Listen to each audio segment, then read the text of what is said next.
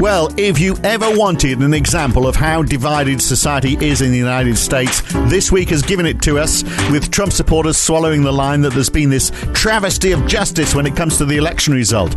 But should we have seen this coming? Well, yes, it seems. There's a mathematical model for what's going on.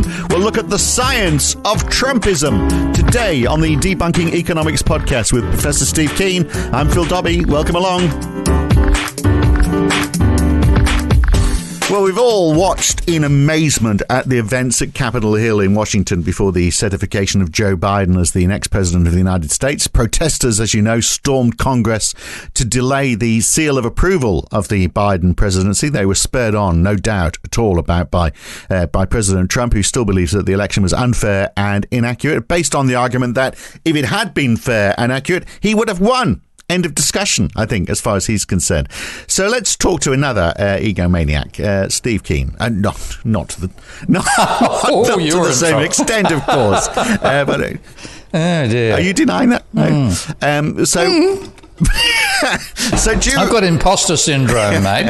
I think that there's a big difference between imposter syndrome and narcissistic personality disorder. Let me tell you. Is that? In fact, in that sense, the narcissists manage to exploit people who've got imposter syndrome. But I think I've mentioned I've been through the experience. I mentioned that in one of my blogs, which some people didn't like, and tough shit, because I think I learned a huge amount about Donald Trump by having a relationship with a narcissist, and including how he reacts to things like losing, because by definition they can't lose. Yeah, and so this will go on for some time, I suspect, as a result of that, unless he's got no channels to talk through, of course. But look, I mean, he's back on Twitter. He's back on Twitter. Yeah, I know. But look, I mean, this unrest that we've seen, there is supposedly a science behind it. I'm not sure whether it's Clio or Cliodynamics. Let's agree one and refer to it that way. What are we going with, Clio or Clio? We'll go with Clio. Yeah, let's go with Clio. CLIO Dynamics, basically. So okay. So Cliodynamics. So this is the idea that you can use science and mathematics to look back at what's happened in the past and predict the future with it? Well, it's again the same basic stuff that I do at the economic level, and that is that I set up a set of equations that describe rates of change in key system variables over time, and then I fit that back to distribution of income, so I get wages versus profits versus rent versus interest payments for banks, the level of debt, the level of output, etc., etc. And then I out of that set of relationships, which are all defined in effect instantaneous time, because I'm not putting time lags inside there and so on. Yet I can, but I don't. And out of that, I get a model with cycles, but not just with cycles, but also with long-term trends and breakdowns.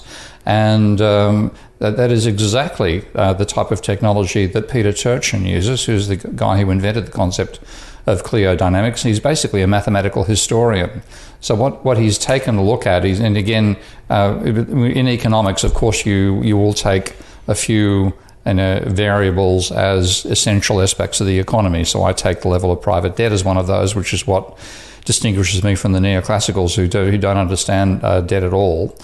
And then I look at those dynamics. Peter has looked at dynamics about the rate at which positions that are available for elites to fill after a political change diminish over time, and then how you have rising conflict between groups who are all trying to be in the leadership position in a particular power structure, and then a range of other factors as well. And out of that, he gets long-term cycles in the level of political discord, and using that data, starting back actually around about 2000, he was predicting a serious political breakdown in America in 2025, and then what he saw happening, he actually brought it forward. I think it's going to be 2020. Well, that's got to go down, I think, is hands down one of the best predictions of all time.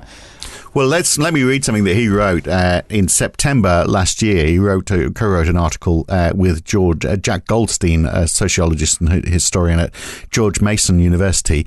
Let me quote it. "If Trump loses, he's likely to contest the outcome of this as a rigged election, but that action will again lead to massive popular protests, this time to insist that the election results be honoured.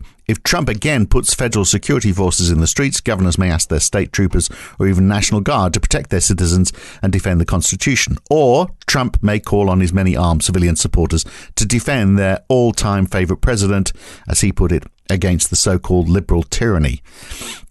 Not far off. I mean, it didn't quite get to that extent, but certainly his argument that it was all a rigged election, he was saying that back in September. I don't think Trump wasn't leading into it at that stage, was he? No, he was. No, Trump was signalling. And this is one of the things I saw somebody put up on Twitter, an analyst who was quite sensible, said he was a wolf in wolf's clothing.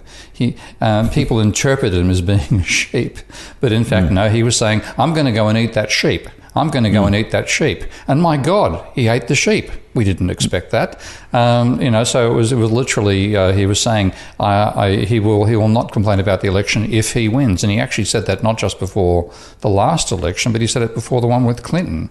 And I was just stunned that the moderator in that debate didn't say, excuse me, you can't make your acceptance of results conditional on you winning. But that's literally what he said in several of the debates with Clinton before the 2016 election. But how much of this can we put down to mathematics? I mean, surely this is just a strange occurrence where the American people voted a man who was clearly a lunatic. It took them a while to realise that he's going to be gone. Life reverts to normal. Is it really a part of any predictive cycle?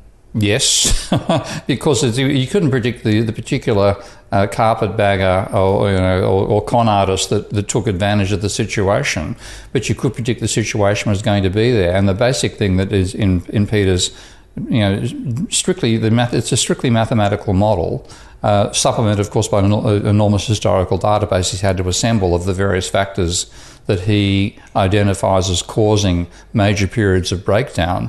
But when he put his mathematical model together, one of the things with the data system it said as well, it showed the highest level of discord prior to the American Civil War. And then a decline in discord, dramatic decline after the World War II, and then a rise to the same level of discord as we saw prior to the American Civil War in the early 2000s in America. So it's just Trump is the symptom, but the disease is this cyclical pattern of growing competitive pressure amongst elites, declining income shares for the lower groups, etc., all tying together. And Peter's mathematical models do fit the data extremely well.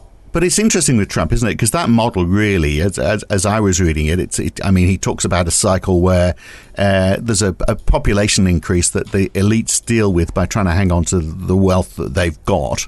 And then they try and make it difficult for other people to follow their path and become the elites themselves, so that there's a smaller proportion of people holding the wealth, and then obviously they resist any temptation to see any form of wealth distribution, through taxation or whatever, which is the path that we see. We've seen time and time again, creating revolutions, and yet Trump was the opposite of that. He was part of the elite, but he was also pushing the populist agenda as though he was one of them.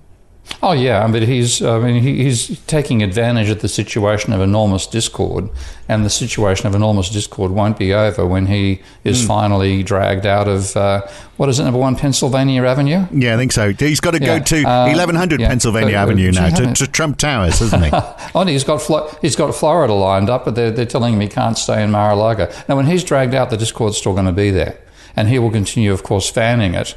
As soon as he's no longer president, that we're robbed rhetoric. If he puts a sock in it for the next 12 days, the sock will turn into a banner when he gets on the other side, and he'll be back claiming it and trying to do what his original motivation for running in 2016 was to set up his own right-winged media group, and now he's going to do that. Whether he'll be taken as seriously by the MAGAs and the QAnons, I don't know. But he will, and they will still be there to exploit, because the causes of that he has been the exploited, the causes of discord are still well and truly there. Well, so how long are they going to last for? We discussed that in the full version of this podcast. To hear that, you need to become a subscriber at debunkingeconomics.com or become a supporter of Steve Keen on Patreon. Go to patreon.com/Prof Steve Keen if you want to hear this in full and all the other episodes, of course, in this series. Next week, it's off to the town of Wurgle. We've talked about it before, the Wurgle experiment during the Great Depression. Could issuing a new currency, even if it's only a temporary one, be the way out of the COVID-19 crisis? Will it get people spending again? We'll explore that idea in full next week on the Debunking Economics podcast with Professor Steve Keen. I'm Phil Dobbie. Thanks for listening.